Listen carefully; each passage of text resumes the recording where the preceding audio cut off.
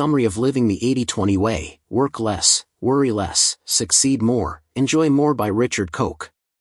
Learn how living the 80-20 way can help you find happiness and success by simply doing less.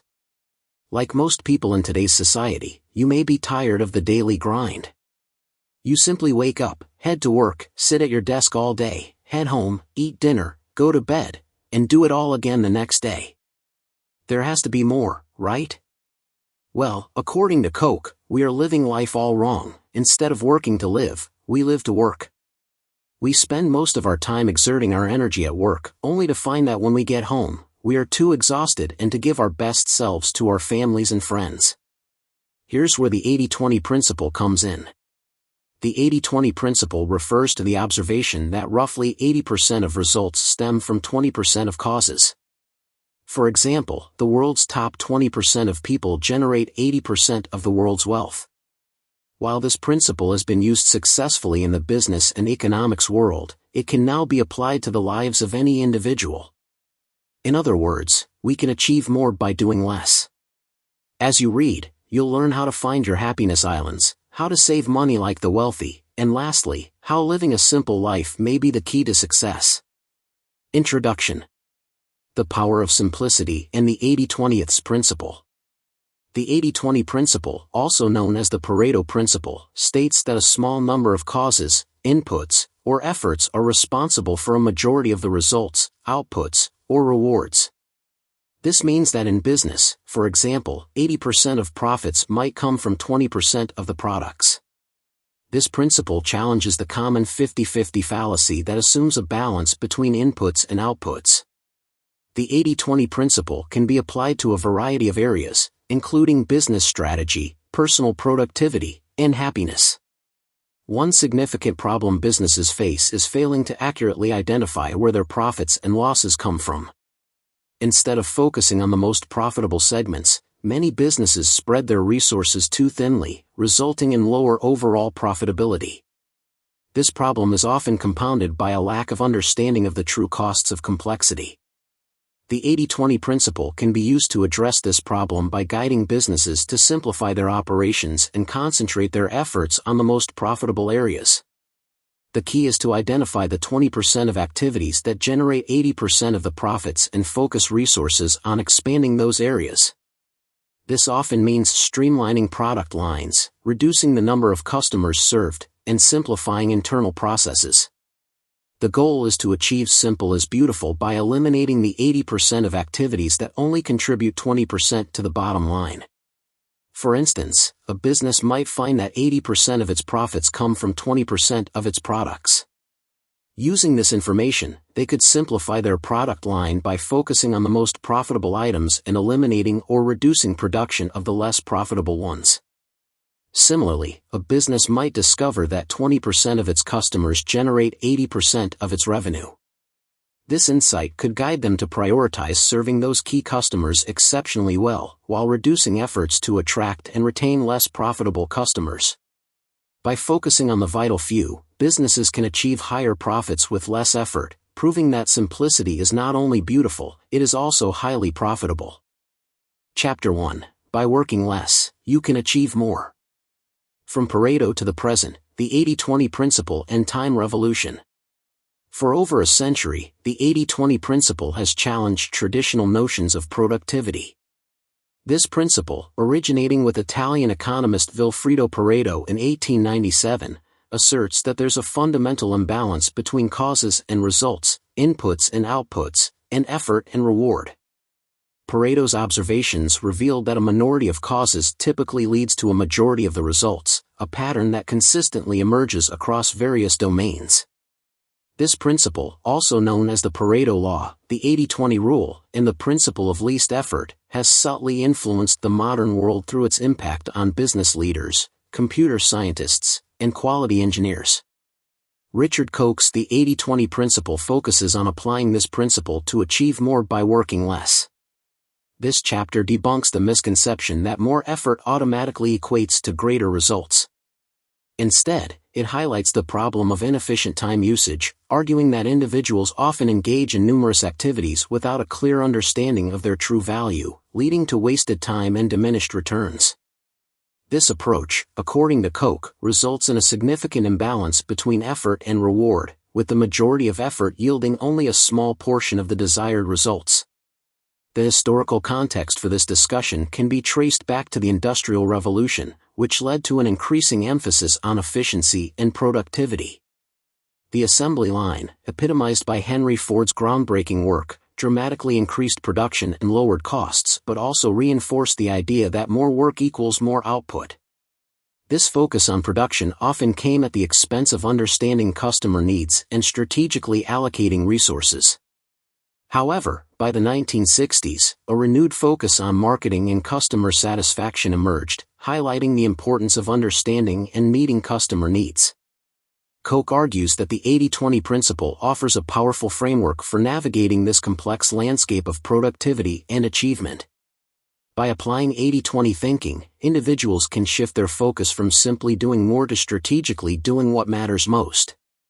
This means identifying the vital few activities that drive the majority of results and dedicating more time and resources to these areas. Koch encourages readers to critically assess their own experiences and determine if their time usage aligns with the 80-20 principle.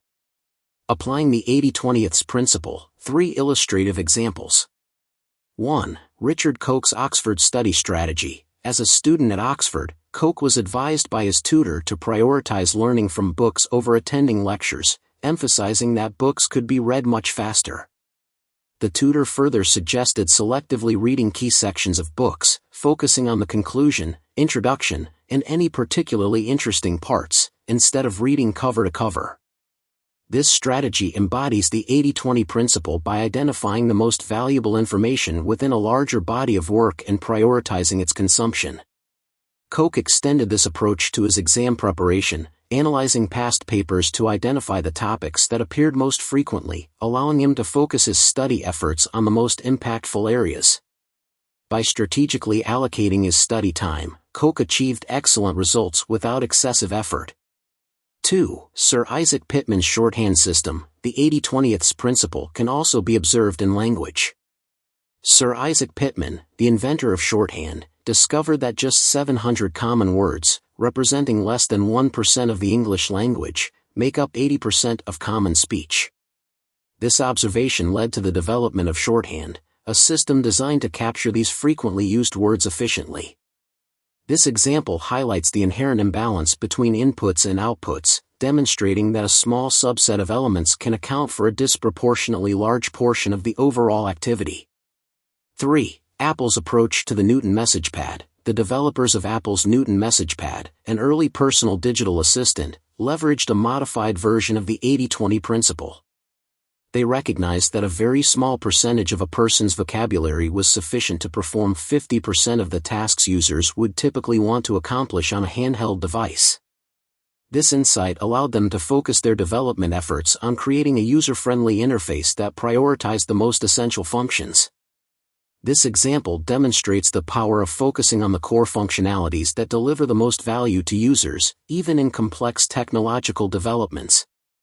These examples, drawn from different spheres of life, illustrate the diverse applications of the 80-20th principle. They emphasize the importance of identifying the vital few inputs, causes, or efforts that drive the majority of the desired results.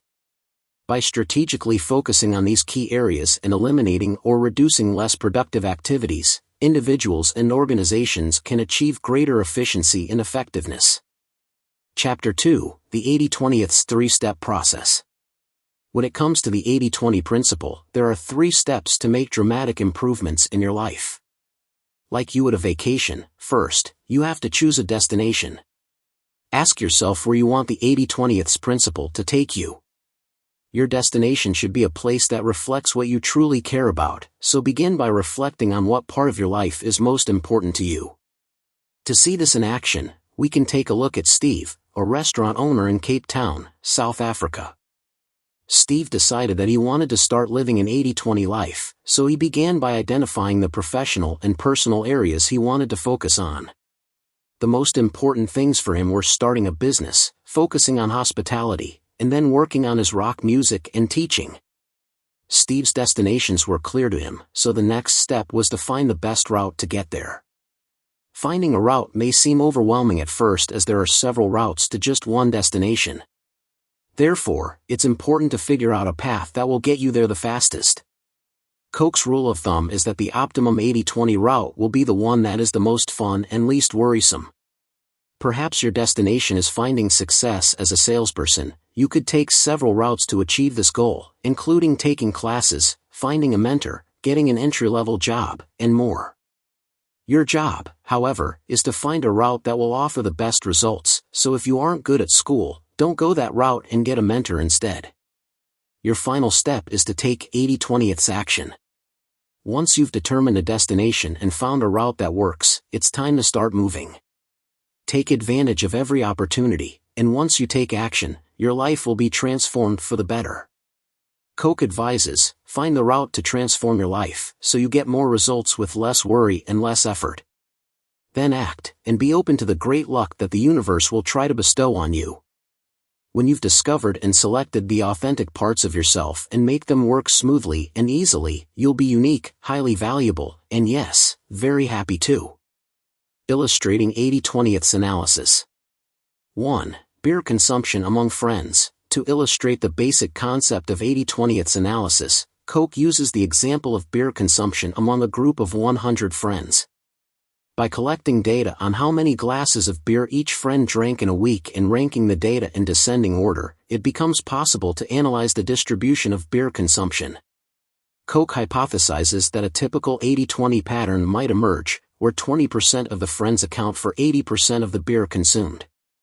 This analysis, while hypothetical, demonstrates the methodology of 80-20th analysis and its potential to reveal the concentration of results within a specific group.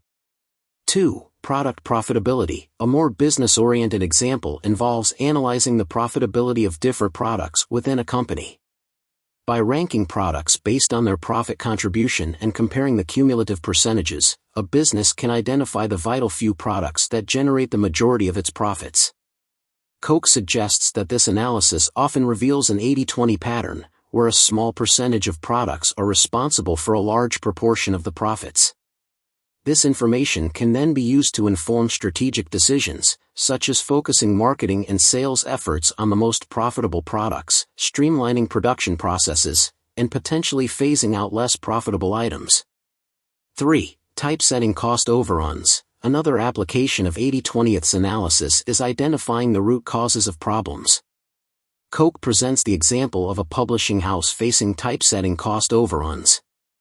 By tracking the causes of these overruns over a period of time and analyzing their frequency and financial impact, the publishing house can pinpoint the vital few causes that contribute most significantly to the problem. In this hypothetical scenario, the analysis reveals that delays and excessive corrections from authors are the primary drivers of the overruns. This insight can then be used to implement targeted solutions, such as contractual clauses that incentivize authors to submit timely and accurate manuscripts.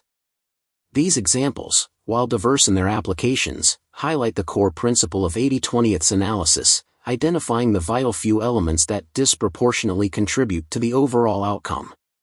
By systematically analyzing the relationship between causes and effects, or inputs and outputs, businesses and individuals can gain valuable insights that inform strategic decision-making and drive improved efficiency and effectiveness. Chapter 3. Find your happiness and achievement islands. When we think about life, we tend to dwell on the concept of time. We hate wasting it, we never feel like we have enough of it, and more importantly, we can never get it back. Even worse, why do we feel as if time flies when we are having fun, but drags on when we are bored or working? But what if we could switch them? If we make the good times long and the bad times short, we revolutionize our lives. So how can you do this? Find your happiness islands. Happiness islands are the small spaces of time when we are at our happiest. So think about the last time that you were truly happy, then think about all the times before that. What does each of these moments have in common? Were you with a particular person, in a special place, or doing a particular activity? What are the common themes? Next, it's time to figure out how to multiply the amount of time you spend on your happiness islands. For instance, Perhaps your happiness islands make up 20% of your time, so how can you increase that to 40, 60, or 80%? If 80% of your time leads to only 20% of your happiness, then which activities can you cut to free up your time for things that make you happy? There are many activities that we partake in that don't make us happy. For example, surveys of people watching television reveal that very few people are happy after watching hours of TV. In reality, they feel mildly depressed. Of course, if television makes you happy, then keep watching. If it doesn't, then stop. Next, you need to identify your achievement islands. These are the times when you are the most creative or productive. Identify the times in the past week in which you were the most productive, or when you achieved more in just a few minutes and added value to yourself or others. Perhaps you are most productive when doing a particular activity, or when you are working with a specific person, or even at a specific time or place. Once you've identified these islands, you can begin to focus on what makes you happy and how you can be productive. For example, Richard Adams, a bureaucrat in the British Civil Service, found he was happiest when telling stories to his daughters. Therefore, he began to write down these stories during his free time. These stories eventually became best-selling books, all because he decided to focus his time on his happiness and achievement islands. At the end of the day, everyone has the same amount of hours in the day, so start using it wisely and be as productive and happy as possible. Happiness and Achievement Islands, Identifying the Vital Few. Koch provides several illustrative examples of how individuals have successfully applied this principle. 1. Identifying happiness islands. To put this concept into practice, Koch recommends actively identifying the specific times and activities that contribute most to our happiness. This involves a process of introspection and reflection, carefully considering past experiences and pinpointing those moments or periods where we felt genuinely happy and fulfilled. Examples might include spending quality time with loved ones, engaging in hobbies that bring joy, traveling to inspiring destinations, or pursuing creative endeavors. By acknowledging and understanding these happiness islands, individuals can prioritize and allocate more time to these fulfilling activities.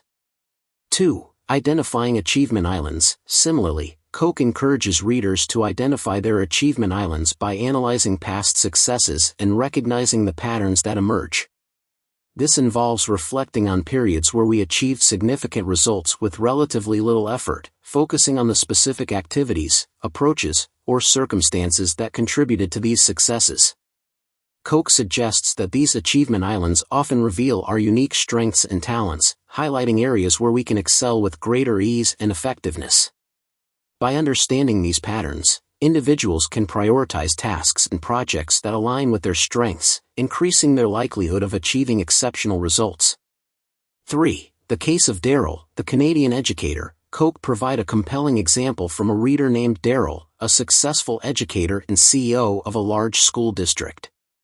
Daryl was diagnosed with a nonverbal learning disability, NLD, which presented challenges in his daily life. However, by applying the 80-20 principle, he was able to identify the activities and strategies that enabled him to excel in his work, despite his challenges. This involved focusing on his strengths in leadership, communication, and strategic thinking, while delegating or minimizing tasks that exacerbated his difficulties. By strategically allocating his time and energy, Daryl was able to achieve significant professional success while managing his learning disability effectively. These examples illustrate the practical application of 80-20 thinking in the pursuit of personal happiness and achievement. Koch emphasizes that by consciously recognizing and expanding our islands of happiness and achievement, we can unlock our full potential and lead more fulfilling lives. It challenges the traditional emphasis on linear productivity, encouraging readers to prioritize the vital few activities and approaches that yield the most meaningful results. Chapter 4. The 80-20 Principle for Money. When it comes to money, 20% of the world's population owns 80% of the world's money. Why is that? The magic of compound interest, of course. Even Albert Einstein knew the power of compound interest, calling it the greatest force in the world. The wealthiest people in the world use the 80-20 principle to earn their fortunes by simply investing their money and letting compound interest do the rest. Even a small amount of money can produce unbelievable returns. Today, earning money has become a trap. Many of us become so busy earning money that we forget to pause and enjoy the fruits of our labor. Therefore, it's time to take a page from the wealthy and learn how to use the 80-20 principle with your finances. First, what's your destination when it comes to money? Here's the time to get specific. Don't just simply say you want to be free of money worries. Instead, define what that means to you. Does that mean you have enough to live on for 6 months, a year, or more? Do you want enough money to buy your dream home? Become a millionaire?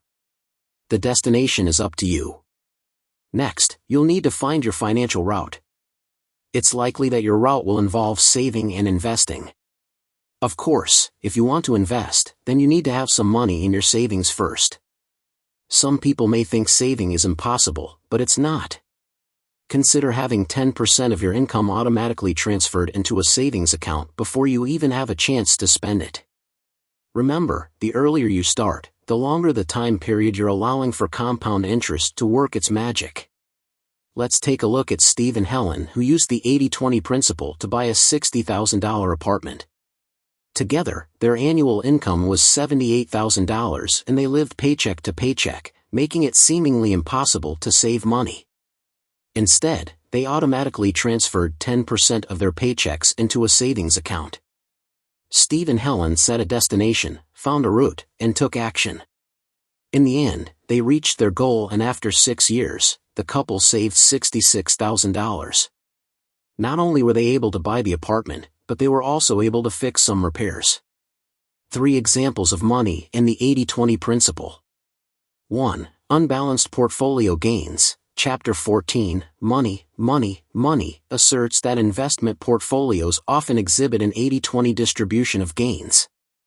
Over an extended period, it's typical to find that 80% of the total gains in a portfolio come from just 20% of the investments held. This phenomenon occurs because certain investments outperform the majority, becoming superstar shares with exceptional returns.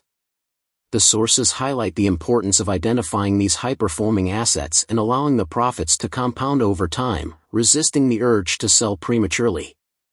They advocate a strategy of concentrated investment in a carefully selected basket of assets, challenging the conventional wisdom of diversification. 2. The case of Filofax and skew reduction. Chapter 7, The Top 10 Business Uses of the 80-20 Principle, provides an example of how applying this principle to inventory management, specifically by reducing the number of stock-keeping units, SKUs, can significantly impact profitability. Robin Field, the author's business partner, recounts the story of Filofax, a company that had expanded its product line excessively, offering a wide range of sizes and materials. This complexity led to high inventory costs and diminished returns. By focusing on the core product offerings and streamlining the SKU range, Filofax was able to reduce inventory, increase efficiency, and improve profitability. This example illustrates how eliminating the long tail of low-performing products or investments and focusing on the vital few can lead to greater financial success. 3. Identifying lucky streaks in business. Chapter 4, Why Your Strategy is Wrong, introduces the concept of lucky streaks in business, referring to those periods or activities that generate disproportionate profits or opportunities. The sources argue that businesses should strive to identify these lucky streaks and capitalize on them fully, rather than spreading resources evenly across all areas. They encourage businesses to constantly analyze their operations, identifying the segments, products, or customer groups that generate the highest returns and focusing their efforts on maximizing these opportunities. This approach involves a degree of opportunism and adaptability, recognizing that the business landscape is constantly shifting and that success often hinges on recognizing and exploiting the grain of reality. These examples demonstrate how the 80-20 principle can be applied to financial matters, highlighting the uneven distribution of returns in investments, business operations, and even the identification of profitable opportunities. The sources encourage a strategic and focused approach to wealth creation, emphasizing the importance of identifying and leveraging the vital few elements that drive the majority of financial success. Chapter 5, The 80-20 Principle for Relationships. Think about the relationships in your life. In what area are they thriving? More importantly, how could they improve? In today's modern world, we find it increasingly difficult to build strong relationships. We are too busy to give the time and effort that relationships need to be successful. Families are even outsourcing activities to others that used to be a basic part of the family relationship. We are getting more babysitters, picking up takeout instead of cooking, hiring maids instead of cleaning, and putting our elderly parents into homes. Luckily, the 80-20 principle can help you in your personal relationships too. 80% of our relationship satisfaction is generated by 20% or fewer of our relationships. In other words, less than 20% of your friends will contribute to 80% of the meaning and value that you derive from friendships. Therefore, we need to concentrate on the few relationships that matter to us, particularly those with our romantic partners. In fact, romantic relationships are proven to be the most important ones in our lives. One study showed that people who scored in the top percentile for happiness were those involved in a romantic relationship. While 40% of married Americans say they are extremely happy, only 23% of unmarried Americans can say the same. Of course, marriage doesn't automatically mean happiness. You must first have a strong relationship that fosters and supports your happiness. This is when you should focus on your 80-20 destination. What do you want from your personal relationships? What values are important to you? Once you decide your destination, you can work with your partner to find a route that works. When it comes to deciding your route, think about how you can build a better relationship for less time and less effort. For example, when Steve met Helen, he sought to make her happy and realized that she wanted him to simply be home on time and be a source of support. Of course, she also loved surprises. By focusing on these routes, Steve identified 3 important things he could do to take action to make Helen happy. Therefore, it's important to sit down with your partner and communicate a productive way to build a strong foundation for your relationship. Relationships and the 80-20 principle, 3 examples. Here are 3 examples from Koch that illustrate this concept.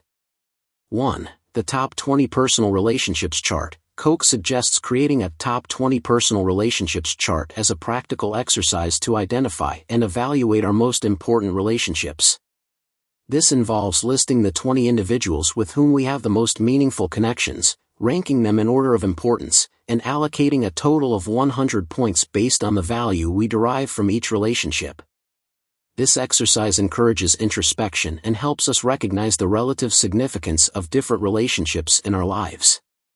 Koch hypothesizes that a typical 80-20 pattern might emerge, where the top 4 relationships, 20% of the total, account for a majority, perhaps 80%, of the allocated points. 2. The village theory. Drawing on anthropological research, Koch introduces the village theory, which suggests that the number of truly meaningful relationships an individual can maintain is limited. Koch uses the example of a failed social experiment involving isolated women to illustrate this concept. The experiment attempted to foster deep connections among the women, but ultimately failed because their capacity for forming such bonds had already been reached. This example reinforces the importance of being selective in our relationships, recognizing that nurturing a small number of deep connections is more fulfilling than spreading our emotional energy thinly across a larger social network.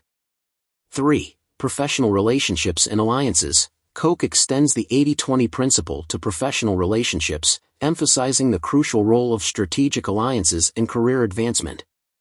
It suggests that a small number of key allies can significantly enhance our professional success, offering support, guidance, and access to valuable opportunities.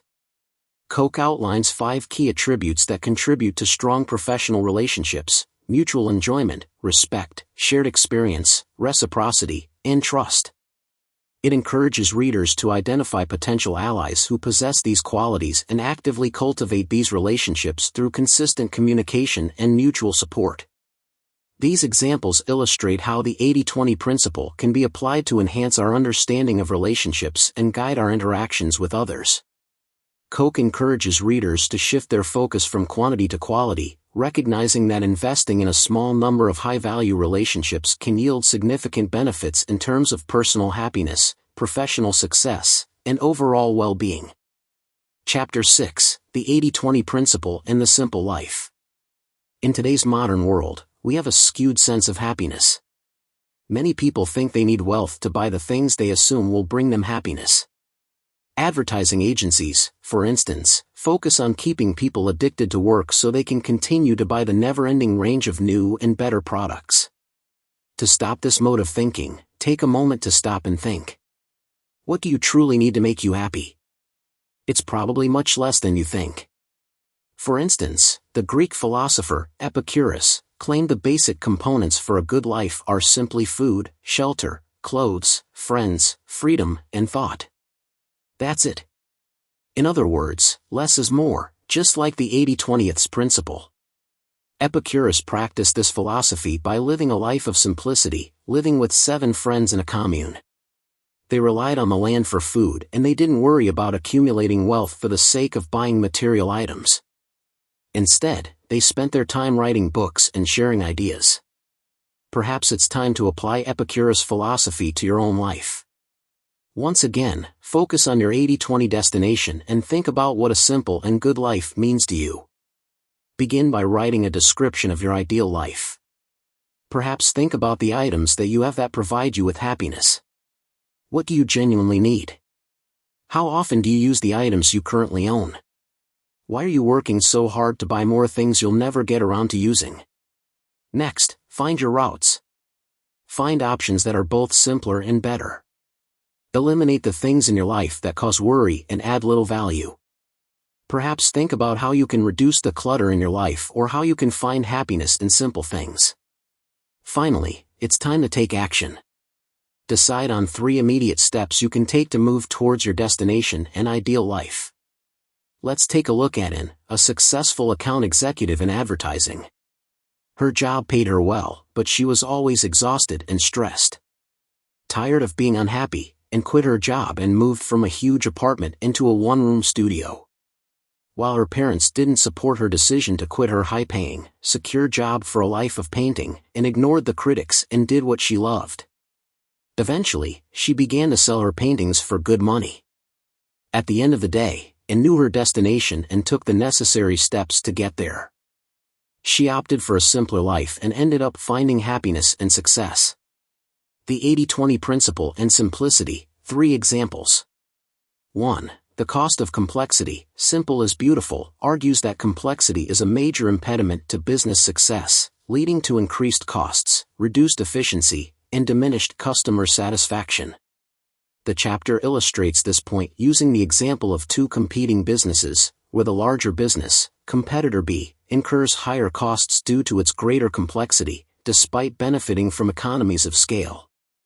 Koch assert that simplifying business operations by eliminating unprofitable activities, focusing on key drivers of improvement, and standardizing processes can lead to significant cost reductions and increased profitability. 2. Reducing complexity at Corning. Koch present a case study of Corning, a manufacturer of ceramic substrates for automobile exhaust systems, to demonstrate the practical application of simplification principles.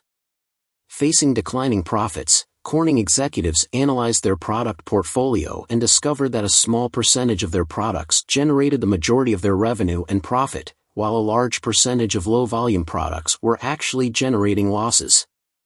By applying the 50/50 principle, a variation of the 80/20 principle, Corning reduced its product line by more than half, eliminating the unprofitable and complex items.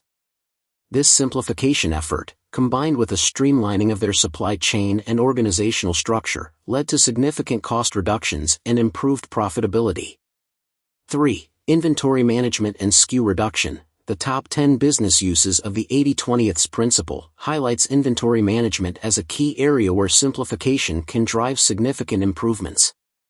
Koch note that many businesses carry excessive inventory, often due to an overly broad product range with numerous variants, resulting in high carrying costs and reduced efficiency. Applying the 80/20 principle to inventory management involves identifying the vital few products that generate the majority of sales and profits, and reducing or eliminating slow-moving items. This approach, exemplified by companies like Filofax that successfully reduced their product range, can lead to significant cost savings, improved inventory turnover, and increased focus on core offerings.